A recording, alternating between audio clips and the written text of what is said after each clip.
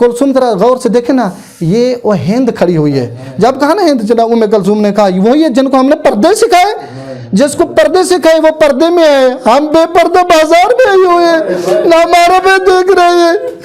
تو سب بیویوں نے نا اپنے سر جھکایا، کہیں ایسا نہ ہو جو ہند کا سامنا کرنا پڑے.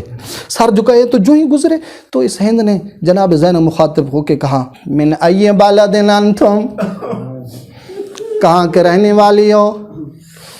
بی بی نے فرمایا نحن بلادنا المدینہ، ہم مدینہ کے رہنے والے ہیں.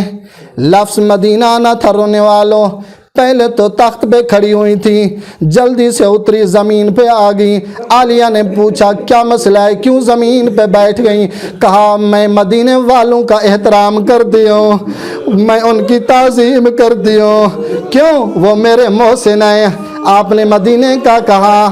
رونے والوں جب لفظ مدینے آیا کہا بی بی اگر ناراض نہیں ہوگی میں ایک بات پوچھنا چاہتی ہوں. کہا کیا پوچھ دی ہو؟ کہا فقط اتنا بتا میرے مولا حسین مدینہ میں رہتے ہیں، میں ان کی خیریت دریافت کرنا چاہتی ہوں، مجھے بتا میرا مولا کیسا ہے.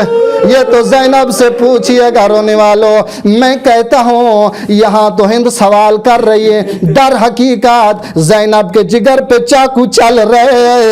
رونے والوں کہا بی بی اب کوئی جواب نہیں دیا. کہا بی بی ناراض ہو گئی ہیں. عالیہ نے فرمایا اگر کوئی اور کسی کے بارے پوچھنا ہو پوچھ سکتی ہو. کہا ہاں ہاں میرے مولا حسین کا ایک بیٹا ہے جس کا نام سجاد ہے. کہا اور کس کے بارے پوچھنا چاہتی ہو؟ کہا ان کا دوسرا بیٹا جن کا نام علی اکبر ہے. کہا اور کس کے بارے پوچھنا چاہتی ہو؟ کہا میرے مولا علی کا ایک بیٹا جن کا نام عباس ہے. رونے والوں لفظ عباس آیا، یہ تو زینب سے پوچھئے کیا گزر رہی ہے. تو اتنے میں عالیہ نے کہا بی بی تو علی کے بیٹوں کے بارے پوچھ رہی ہو، اپنے مولا کی اولاد کے بارے پوچھ رہی ہو، ان کی بیٹیوں کے متعلق کیوں نہیں پوچھتی؟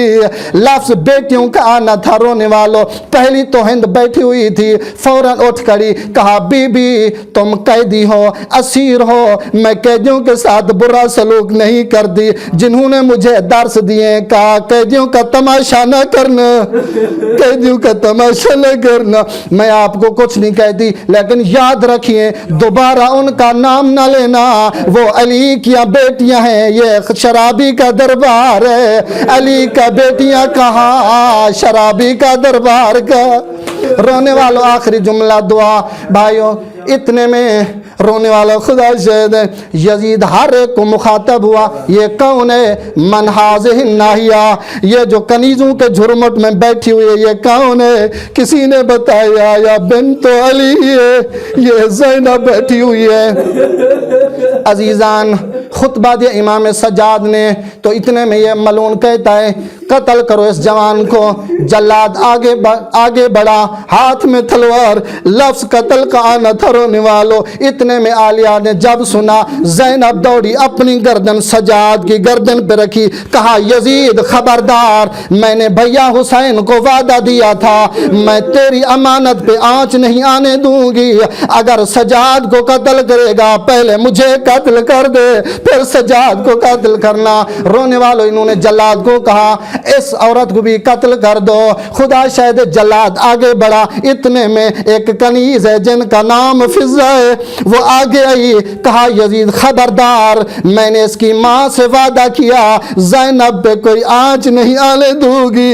اگر زینب کو قتل کرو گے پہلے مجھے قتل کر دینا. رونے والے انہوں نے کہا جلاد کو اس بڑھیا کو بھی قتل کر دو. اتنے میں جب یہ جلاد سامنے آیا، خدا شاہد رونے والوں جب جلاد آیا تو اتنے میں فضہ نے دربار میں حبشیوں کی نگاہ پڑی. کہا حبشیوں تمہاری غیرت کہاں گئی ہے؟ تمہارے قبیلے کی خاتون پہ غیر محرم ہاتھ اٹھا رہا ہے. رونے والوں اتنے میں حبشیوں کی تلواری نیام سے نکلی، چمکتی ہوئی تلواریں جب یزید نے دیکھی تو سامنے آگے کہا یزید خبردار، اگر ہماری قبیلے کی عورت پہ ہاتھ اٹھا ہم تجھے یہیں پہ تیری قبر بنا دے گے، تجھے یہیں پہ دفن کر دے گے. رونے والوں یہ خوف زدہ ہوا. اتنے میں کہتا ہے چھوڑو انہیں. جب عالیہ نے رونے والوں غربت کی یہی تو عالم ہے. جب زینب نے فضا کی یہ کیفیت دیکھی فوراً مدینے کی طرف رخ کیا, کہا یا جدہ, نانا یہ تو ہماری اماں کی کنیز ہے, ان کی اتنا مانی جاتی ہے, نانا ہمارا تو کوئی باقی نہیں رہا, نانا ہمارا بھیا حسین مارا گیا.